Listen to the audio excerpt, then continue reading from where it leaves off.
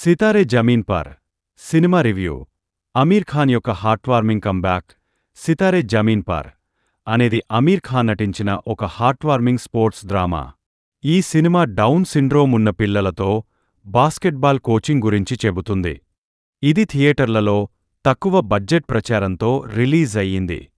ఈ cinema Aamir ఖాన్కు successful comeback ఇస్తుందా? పూర్తి వివరాలు ఇక్కడ ఉన్నాయి. సినిమా కథ సంగ్రహంలో గుల్షన్, అమీర్ ఖాన్ ఒక బాస్కెట్బాల్ జూనియర్ కోచ్. అతను తన కోపం, అహంకారం వల్ల ఒక పోలీస్ జీప్ను గుద్దేస్తాడు. దీనికి కోర్టు అతనికి ఒక పనిష్మెంట్, కమ్యూనిటీ సర్వీస్ ఇస్తుంది, డౌన్ సిండ్రోమ్ ఉన్న పిల్లలకు కోచింగ్ ఇవ్వడం. గుల్షన్ ఈ పిల్లలతో ఎలా సర్దుబాటు చేసుకుంటాడు మరియు వారిని ఎలా శిక్షణ ఇస్తాడు అనేదే మిగతా కథ. ఎందుకు ఈ సినిమా ప్రత్యేకమైనది? డౌన్ సిండ్రోమ్ గురించి sensitive treatment.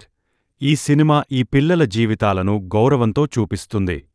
Humours heart కలయాట, fun scenes మరియు ఎమోషనల్ మొమెంట్స్ బ్యాలెన్స్లో ఉన్నాయి. అమీర్ ఖాన్ యొక్క నిర్లక్ష్య పాత్ర. అతను ఒక అహంకారి, కోపిష్టి కోచ్గా నటించి తర్వాత మార్పు చెందుతాడు. సినిమా యొక్క బలమైన అంశాలు. పాజిటివ్స్.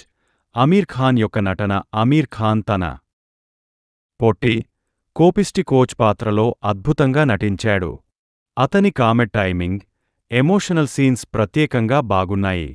డౌన్ సిండ్రోమ్ పిల్లలతో క్యారెక్టరైజేషన్. డౌన్ సిండ్రోమ్ ఉన్న పిల్లలను నిజాయితీగా, సునిశితంగా చిత్రీకరించారు.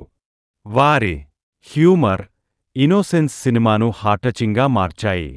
Interview scene. Feel good moments. సినిమాలో ఇంటర్వ్యూ సీన్ చాలా ఇంట్రెస్టింగ్గా ఉంది.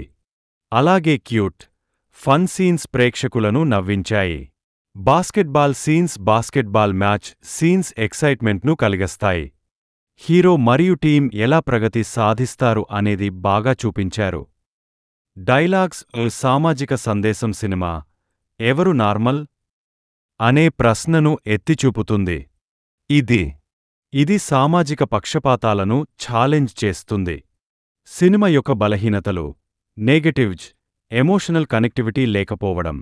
సినిమా హార్టచింగ్ అయినా దంగల్ లేదా తారే జమీన్ పర్లాగా లాస్టింగ్ ఇంపాక్ట్ ఇవ్వలేదు.